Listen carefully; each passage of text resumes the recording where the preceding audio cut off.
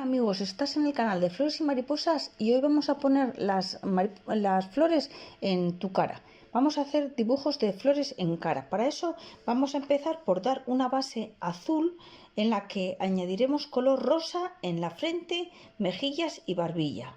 Vamos a colocar unos puntos donde irán los centros de las flores más grandes.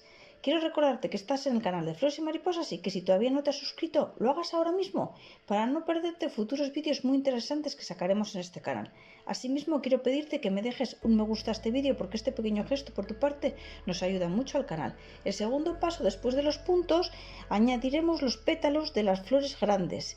Intercalaremos en medio puntos pequeños para las flores pequeñas y luego añadiremos los pétalos. Ya veis, terminamos con una pequeña flor en cada mejilla. Las flores se enlazan con las flores y rellenan los huecos. Si quieres, únelas con tallos delgados. Puedes poner una margarita que hace un punto amarillo y moja un pincel y das una puntita y luego coloreas alrededor de la cara un dígito al punto de luego levantarlo poco a poco. Puedes poner también el símbolo de la primavera, que es una pequeña cruz, y alrededor haces unas pequeñas manchas amarillas como una especie de pétalos que van quedando muy bonitos.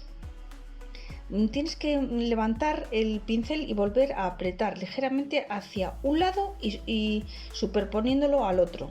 Esta es la margarita. Ahora viene la primavera.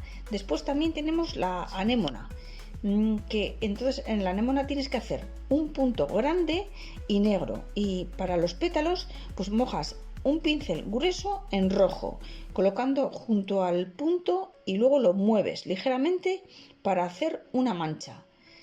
No es que sea muy complicado, pero es que como no son redondos los pétalos, tienen una forma curiosa, pues igual te cuesta un poquito más. Este sería la anémona.